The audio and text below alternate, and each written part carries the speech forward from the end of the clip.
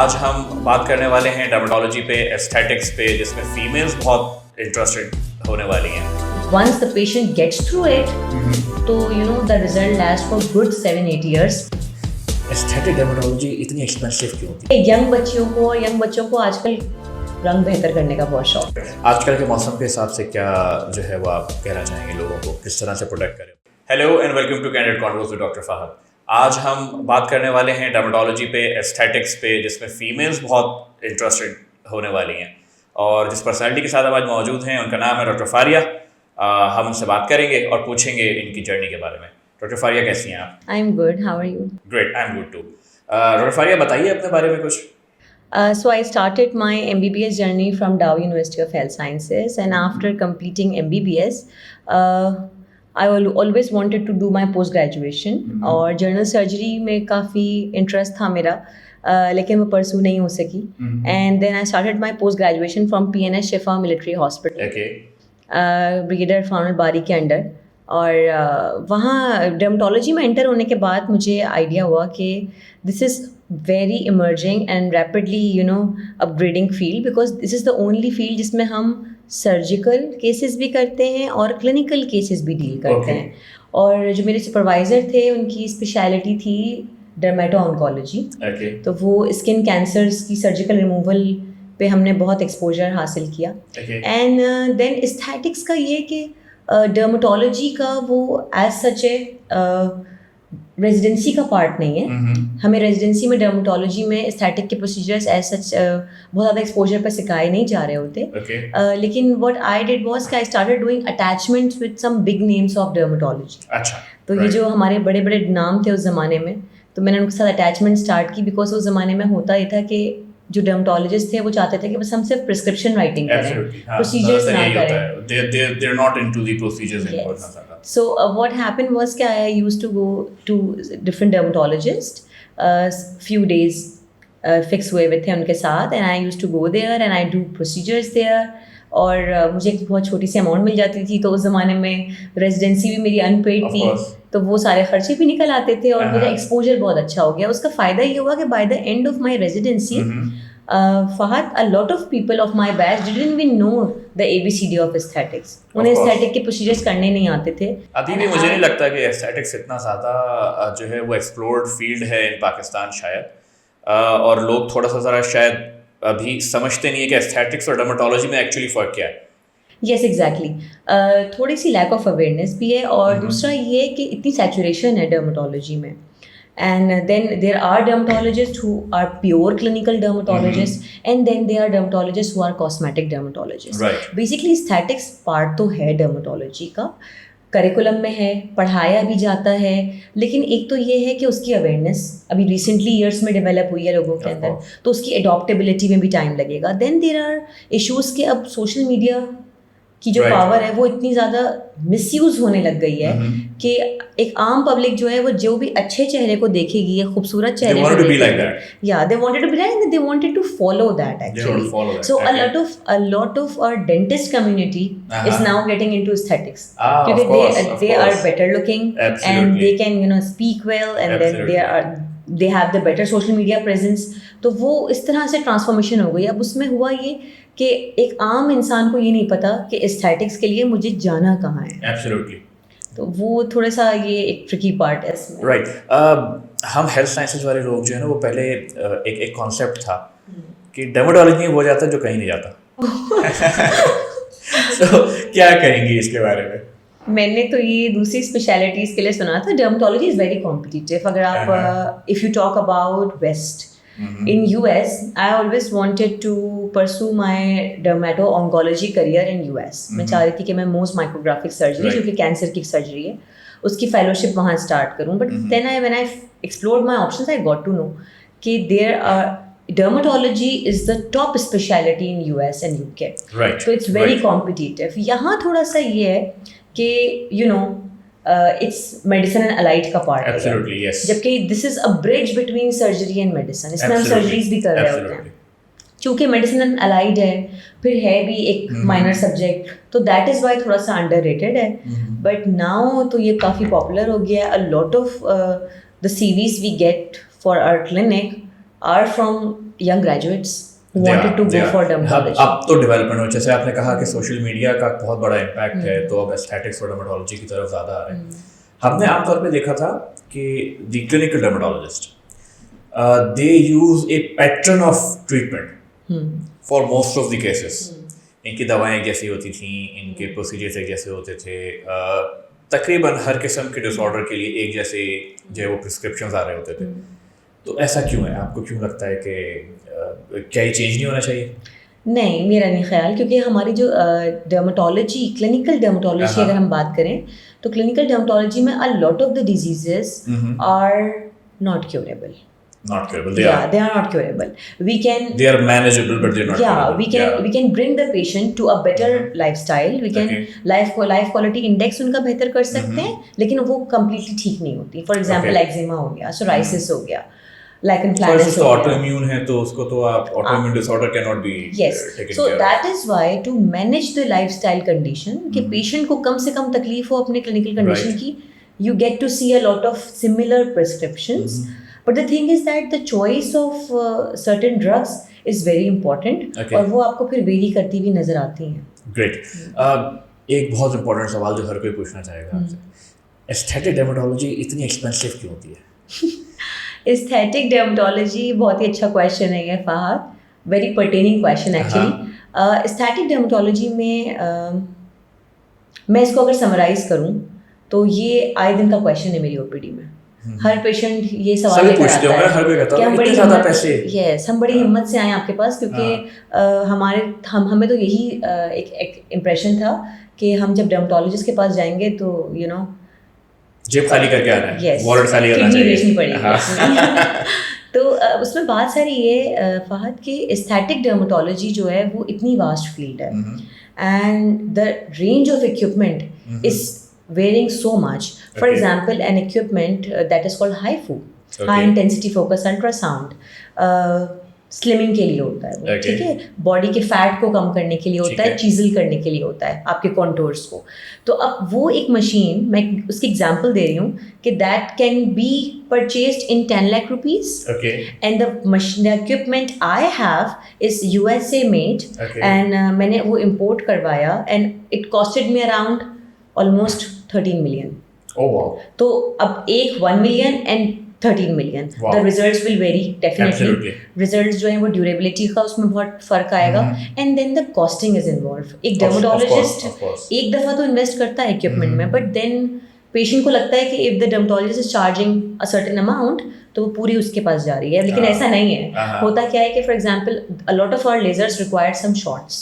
Okay. Or shots can only be brought from the vendor you have purchased the equipment. Okay, great. And that too in dollars. Absolutely. Okay. Absolutely. तो अगर आप कोई China से मंगवा रहे हैं या आप कोई लोकली मेड मशीन यूज कर रहे हैं, इक्विपमेंट यूज कर रहे हैं, तो एक तो वो durable It's not reliable. It's not reliable. It's not durable, and it's not good for your patient in a long term. And then अगर आप कोई बेहतर इक्विपमेंट यूज कर रहे हैं, then उसकी कॉस्टिंग बहुत ज़्यादा डिफर करती है. लेकिन जब once the patient gets through it, तो the result lasts for good 7-8 years, and patient की जो satisfaction rate है वो बहुत better हो जाता है. Great. कुछ चीज़ें हम आपसे पूछते हैं. ज़्यादातर जो केसेस आप एस्थेटिक्स में कर रहे होते हैं उसमें कौन कौन से प्रोसीजर्स जो हैं वो मोस्ट कॉमन प्रोसीजर्स हैं जो आप कर रहे होते हैं, किन डिसऑर्डर्स के लिए, किन डिसऑर्डर्स के लिए या एस्थेटिक नीड्स के लिए?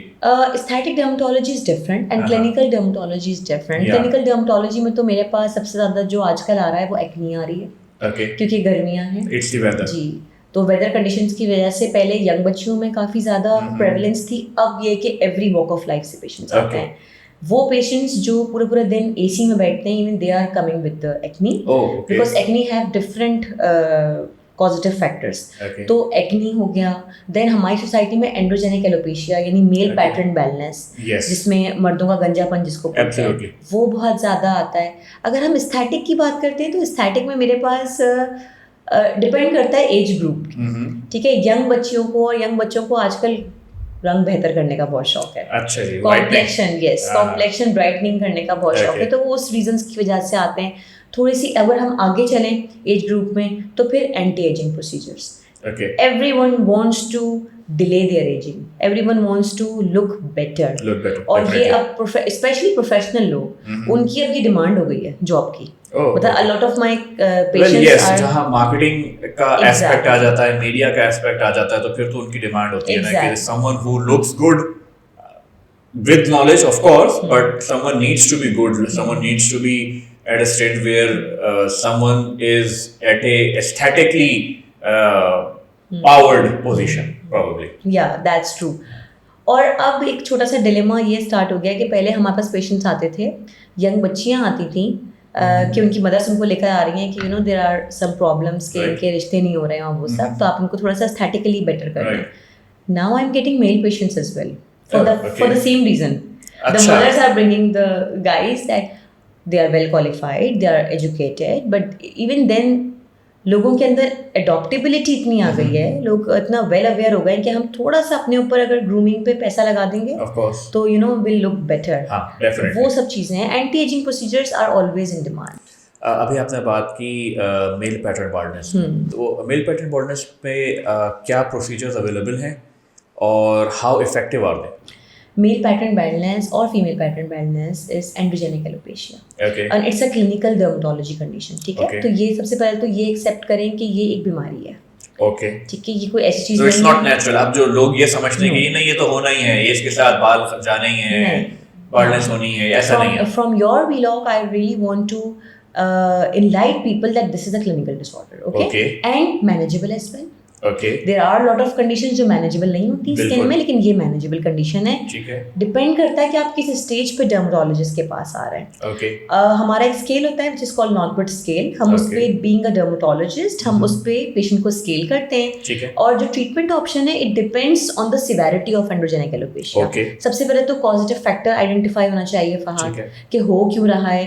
अ lot of people are now living in hard water conditions. Okay. तो hard water is the most causative factor. Then iron Right. deficiency anemia, untouched topic है, लोगों को पता ही नहीं होता that बिल्कुल they ऐसा are है. having iron deficiency anemia. और सबसे बड़ा जो इशू है वो है जेनेटिक. अब Absolutely. जेनेटिक प्रीडिस्पोजिशन को हम चेंज नहीं कर सकते, बिल्कुल लेकिन नहीं अ कर लॉट ऑफ सकते. प्रोसीजर्स हैव कम अप जो आपको उसको ओवरकम कराते हैं इन अर्लियर स्टेजेस. Okay. क्या इसके- प्रोसीजर्स हो सकते हैं? हाँ, ट्रीटमेंट ऑप्शंस में नंबर 1 तो we give topical therapies. Okay. ठीक है, लगाने की मेडिसिन हैं, सीरम्स हैं. A lot of good things are now in the market. हम पहले उस पर 1 महीने का ट्रायल देते हैं. Okay. अगर पेशेंट उस पर सक्सेसफुल होता है we can continue it. Okay. And if the patient is not responding to it, then we can go for procedures. Procedures में we can go for the platelet-rich plasma (PRP). Okay. PRP. Then we can go for PRGF, platelet-rich growth factors. Okay. And now there is a better procedure which is very popular in the market, that is exosomes. Okay. So what does that do? Exosomes are basically stem cells, Okay. and stem cells you acquire from your mother Of course. in the womb, and when you get this androgenic alopecia, you start losing those stem cells from your Okay. body. So it's basically replacement of those stem cells, but it is very carefully manufactured within the laboratories, within the certain temperature. Okay. और वो जब exosomes हमारे पास आते हैं वो भी proper -160 degree के Okay. Chain control में आते हैं. Okay. तो that is the thing. Exosomes can be done. Then before transplant what we can do is कि हम उसमें ग्राफ्टिंग कर सकते हैं. अच्छा. Okay. तो फॉलिकल ग्राफ्टिंग हो सकती है, यानी कि जहाँ आपका हेयर आ रहा है वहाँ से हमने ग्राफ्ट उठाया and then we replace it towards the place जहाँ पे बाल नहीं आ रहा. ये बहुत सीवियर कंडीशंस में Right. जब मुझे अपने पेशेंट को ट्रांसप्लांट से बचाना है ठीक तो है. हम ये भी कर सकते हैं. ऑटोलोकस माइक्रोग्राफ्टिंग होती है तो वो भी हो सकती है. उसमें हम पंच Right. बायोप्सी करते हैं, आपके कुछ ग्राफ्ट्स लेते हैं और वो प्रोसेस होते हैं, देन हम फिर उसको लगा लेते हैं. जहाँ जहाँ हम उसको इंजेक्ट करते हैं Okay. वहाँ पे हेयर ग्रोथ स्टार्ट हो जाती है. Right. A question I wanted to ask. Tropical treatments कहते हैं कि जी as long as you're doing it, it's effective. As soon as you leave it, it will go away. क्या ऐसा है? हाँ, ऐसा है. और ये उस कंडीशन में है जब आपकी जेनेटिक प्रीडिस्पोजिशन की वजह से एंड्रोजेनिक एलोपेशिया है. अच्छा, देखिए okay. जेनेटिक्स को तो हम चेंज नहीं कर Of course. सकते. अगर हार्ड वाटर की वजह से या और डिफरेंट जो कॉजेज हैं आपके जी. हार्मोनल चेंजेस और डिफरेंट कंट्रीब्यूटिंग फैक्टर्स होते हैं, अगर उस वजह से एंड्रोजेनिक एलोपेशिया है तो हम पॉजिटिव फैक्टर को जब डील करते हैं Okay. तो आप टॉपिकल थेरेपी को एक टाइम के बाद विड्रॉ कर दीजिए. Right. लेकिन अगर आपका जेनेटिक प्रीडिस्पोजिशन की वजह से है, So then you cannot do then it. you have to do it on a long term basis and you have to keep changing the medicines as well. Acha, Because that needs to be changed also. yes, of yes, course. because Okay. Once you are crossing 6 months of certain treatment, you are getting, you are getting resistant to it. Adaptation and resistant to Yes. it, of course. Yes. सो हमारे यहाँ तो concept ये है ना कि एक दफ़ा doctor के पास जाते हैं, उससे दवा लेते हैं और फिर उस प्रिस्क्रिप्शन को जो है ना वो कोई 6 साल चलाते हैं और 6 साल बाद फिर कहते हैं कि काम नहीं कर रहा। यस, और हमारे यहाँ एक कॉन्सेप्ट ये भी है कि एक बच्ची मेरे पास आई और वो मुझसे प्रिस्क्रिप्शन लिखवा के चली गई ना, उसकी ड्रेसिंग टेबल पर साइनोस्ट्रीन रखी हुई है, सीरम्स रखे हुए हैं, चीज़ें रखी हुई हैं ना, सारे घर वाले उसके अतराफ में जमा हो जाएंगे। कहता है ये हम भी यूज़ करेंगे। यस, अब वो सनस्क्रीन उसके स्किन टाइप के हवाले से है, वो ऑयली स्किन है या वो ड्राई स्किन है, लेकिन बाकियों की स्किन तो वैसी नहीं है, ऐसा ही। तो वो सब बाकी आके जमा हो गए और वो सब they are using the same product, so this has to be stopped.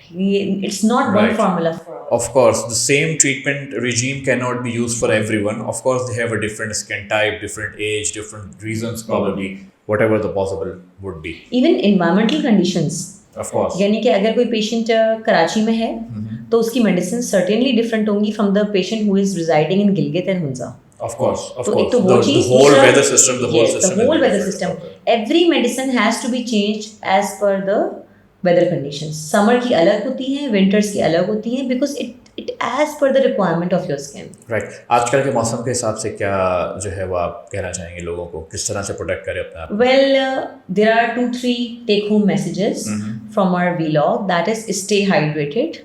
Number 1. Okay. Number 2, use appropriate skin care products.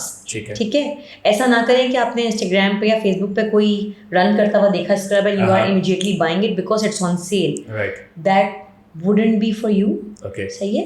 Then of course it's for a different skin type probably. Then I would highly advocate this. Say no to herbal products, please. Okay. Yeah, because herbal products don't have certain expiries. Okay. Then they are not something required for your own skin type. Okay. OTC होते हैं, over the counter होते हैं। मैं भी जाऊँ फहद तो मुझे मिल जाएंगे, आप भी जाएं तो आपको मिल जाएंगे। वो सबके लिए एक ही चीज, वो सबके लिए हैं, and then it means कि वो आपको मैनेज नहीं कर सकते। तो आप हर्बल प्रोडक्ट्स पे पैसे मत लगाइए, अपने हार्ड एंड मनी मत लगाएं। Use go to a board certified dermatologist and get your appropriate skin care evaluation. और उस जब आप एक डर्मेटोलॉजिस्ट से चीजें लेते हैं तो वो कदरे सस्ती भी होती है फहद, बिल्कुल इतनी एक्सपेंसिव भी नहीं होती, क्योंकि डेफिनेटली आपकी अफोर्डेबिलिटी देख के एक डॉक्टर प्रिस्क्राइब करता है। और फिर आपकी स्किन पे definitely within months you will start getting results, you start getting compliments from people के now your skin looks much better because you are using the appropriate products. Absolutely. So that are the take home messages. So I've also heard कि dermatologist के पास पहले लोग जाते हैं, aesthetic dermatology में जाते हैं, फिर लोग कहते हैं यार फ़ायदा नहीं हो रहा। तो वो क्या टाइम पीरियड है जिसमें हमें ये नोट करना चाहिए कि okay this is the time period जहाँ से हमें देखना शुरू करना है कि अच्छा जी फ़ायदा होगा? वरना बेसिक कॉन्सेप्ट तो ये होता है ना कि वो लगाते ही पहला टॉपिकल लगाते ही कहते हैं यार दूसरे दिन फिर फ़ायदा तो नहीं हुआ। तो this is something I wanted to ask. एक तो ये है फहद कि स्किन डिजीजेस जो होती हैं या स्किन की जो प्रॉब्लम्स होती हैं वो it's not really easy to treat, of course, और it's not overnight to treat. अगर कोई मेरे पास आता है कि मेरा नेक्स्ट वीक इवेंट है और आज आप केमिकल पील कर दें तो मैं नहीं कर सकती। व्हाई? क्योंकि मैं तो केमिकल पील कर दूंगी लेकिन उसको रिजल्ट नहीं मिलेगा अपने इवेंट पे। आई नो वो क्या एक्सपेक्टेशन लेकर आया है पेशेंट मेरे पास। वो तो ऐसा है कि मुझे नई स्किन मिल जाएगी। So there are certain down times of some procedures, some treatments, और कुछ जैसे फॉर एग्जांपल एंड्रोजेनिक एलोपेशिया की हमने बात की या एक्ने की बात की, इसके treatments he almost 3 to 6 months होते हैं। बिल्कुल। तो अगर आप एक हफ्ते चीज़ को लगा के या एक हफ्ते कोई ट्रीटमेंट लेके जज कर रहे हैं तो आप अपने साथ भी ज्यादती कर रहे हैं और अपने हार्ड एंड मनी के साथ भी ज्यादती कर रहे हैं। अच्छा, रिगार्डिंग प्रोसीजर्स बहुत सुनती हूँ मैं ये बात अपनी ओपीडी में कि मेरे पास पेशेंट्स आते हैं from different dentist community and all, और डॉक्टर फारिया हमने वहाँ से हाइफू कराया, हमें रिजल्ट नहीं मिला। हमने वहाँ से लेज़र कराया, हमें रिजल्ट नहीं मिला। अच्छा, आपने लेज़र कहाँ से कराया था? फला जगह से कराया था। कितने का कराया था आपने? वो इट वॉज अराउंड 3000 रुपीज़ का फुल बॉडी लेज़र कर दिया था उन्होंने। फुल बॉडी लेज़र 3000 रुपीज़ का। अच्छा, लेज़र कौन सा था? Because you have being a patient, being a client, you have a right to ask which laser I'm getting, absolutely, which product I'm getting, exactly. तो there are certain type of lasers, ठीक है? तो laser कौन सा था नहीं पता, line prescription दिखाएं उस पर नहीं मेंशन्ड है। तो एक तो फहद वही रेंज ऑफ इक्विपमेंट बहुत Of इंपॉर्टेंट course, है. of course. बहुत ईजी था मेरे लिए जब मैंने अपनी सेटअप्स स्टार्ट किए थे. I work in defence in north Najibabad. तो बहुत आसान था मेरे लिए कि मैं 13 मिलियन की इक्विपमेंट बाय कर रही हूँ, मैं वो 13 मशीन्स course, बाय कर of सकती हूँ course, of चाइनीज. course. मेरी तो पूरी Absolutely. क्लिनिक ही फुल हुई हुई वो मशीन से. Exactly. लेकिन I opted for quality and that has help me in my patient care as well. तो डिपेंड करता है कि आप किस डर्मेटोलॉजिस्ट के पास जा रहे हैं, आप किस क्वालिफाइड पर्सन के पास जा रहे हैं, उसके पास इक्विपमेंट कौन सा है, and you have every right to ask for that. Absolutely. Doctor Faria, आपने इतना सारा हमें टाइम दिया और आपसे इतनी सारी चीज़ें हमें मालूम हुई. आई होप कि व्यूअर्स ने जो है इससे काफ़ी अच्छे टेक होम मैसेजेस लिए होंगे. डॉक्टर फारिया का कॉन्टैक्ट नंबर, इनकी क्लिनिक डिटेल्स हम अपनी वीडियो डिस्क्रिप्शन में देंगे और डॉक्टर फारिया के साथ हम डिफरेंट सेशंस करते रहेंगे. हम चाहेंगे कि you're